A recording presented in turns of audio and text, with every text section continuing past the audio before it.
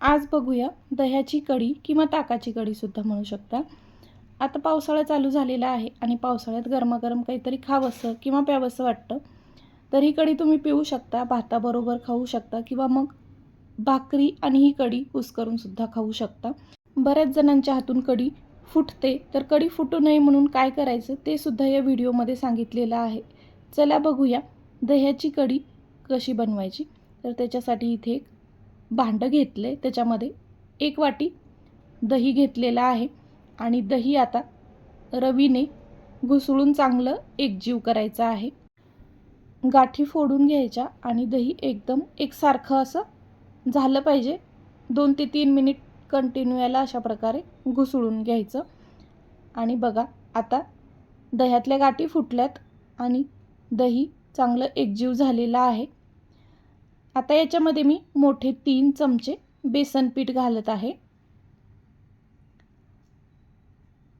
दही आणि बेसन पीठ हे पुन्हा अशा प्रकारे घुसळून एकजीव करायचं। बेसन पिठाच्या गाठी होतात याच्यामध्ये मिक्स करते वेळी, त्यामुळे व्यवस्थित मिक्स करायचं, गाठी फोडून घ्यायच्या। 2 ते 3 मिनिट हे सुद्धा चांगलं अशा प्रकारे घुसळून घ्यायचं। आता हे तयार झालेलं आहे। याच्यामध्ये मी 4 वाटी पाणी घालणार आहे। ज्या वाटीने दही घेतलं होतं मोजून त्याच वाटीने 4 वाटी पाणी घातले। तुम्हाला कढी किती प्रमाण बनवायचं आहे त्याच्यानुसार तुम्ही पाणी कमी जास्त करू शकता। आता हे पुन्हा व्यवस्थित घुसळून मिक्स करून घ्यायचं चांगलं। आणि आता हे तयार झालेलं आहे, बाजूला ठेवून दिलं झाकून।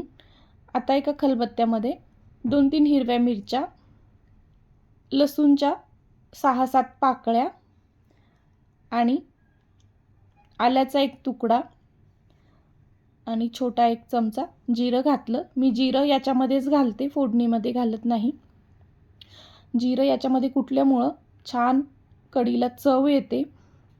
आणि आता याची एकत्र पेस्ट करायची आहे। आता याची पेस्ट तयार झालेली आहे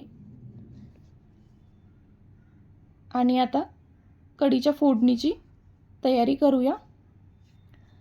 आता कढई ठेवली आहे, त्याच्यात थोडंसं तेल आणि थोडंसं तूप असं मिक्स घातलेलं आहे मी। तुम्ही फक्त तूप वापरू शकता किंवा फक्त तेल वापरू शकता। आता मोहरी घातली त्याच्यामध्ये आणि मेथी दाणे घातले थोडेसे। आता 1 दालचिनीचा तुकडा, 2-3 लवंग आणि 2-3 काळी मिरी घातली। आणि आता जी पेस्ट बनवली होती आलं लसूण मिरचीची ती पेस्ट घातली।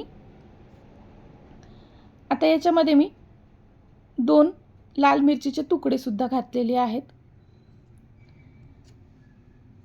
आणि 1 मिनिटभर हे परतून घ्यायचं। आता गॅस बंद करायचा आणि याच्यामध्ये हळद घालायची, अर्धा छोटा चमचा हळद घातली। तेल गरम आहे त्याच्यामुळे हळद तेलामध्ये व्यवस्थित परतली जाते।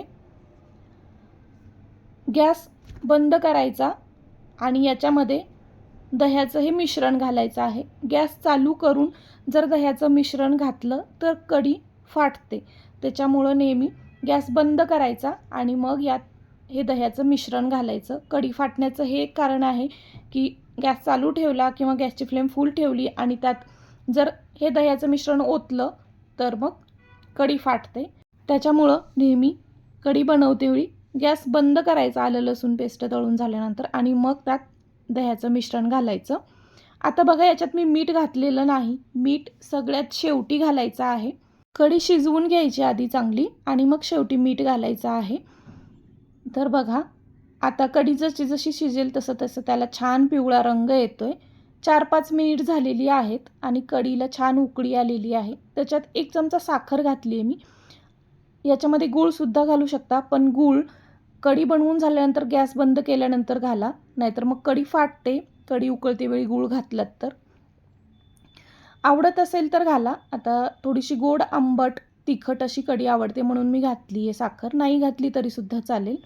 नंतर त्याच्यात चवीनुसार मीठ घातलं आणि कढी पुन्हा 3 ते 4 मिनिटासाठी छान उकळवून घ्यायची।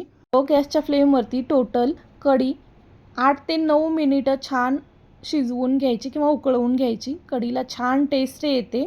आणि बघा कढी अजिबात फुटलेली नाही, रंगसुद्धा खूप छान आला आहे. आता कढी 8 ते 9 मिनटं छान शिजवून घेतली. गॅस बंद केला आणि सगळ्यात शेवटी याच्यावरती घातली कोथिंबीर. व्हिडिओ बनवायच्या घाईमध्ये मी फोडणीमध्ये कढीपत्ता घालायचं विसरली, म्हणून मग थोडं तडका पॅनमध्ये तेल घालून गरम केलं आणि त्यात कढीपत्ता घातला आणि तो तडका याच्यामध्ये घातला. तुम्ही फोडणीमध्येच कढीपत्ता घाला जिरं मोहरी घातल्यानंतर, आणि हिंग असेल तर हिंगसुद्धा घाला, त्याने सुद्धा कढीला एक छान चव येते. बघा अजिबात कढी फाटलेली नाही, एकदम दाटसरपणा आला आहे कढीला छान, आणि रंगसुद्धा खूप मस्त आला आहे.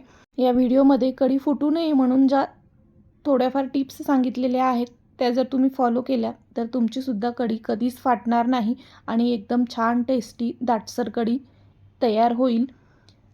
खूप टेस्टी लागते ही कढी. गरमागरम प्यायला अशीच पिली तरीसुद्धा एकदम मस्त लागते. चला तर मग या पावसाळ्यात तुम्हीसुद्धा अशी ही गरमागरम टेस्टी दह्याची कढी बनवून बघा.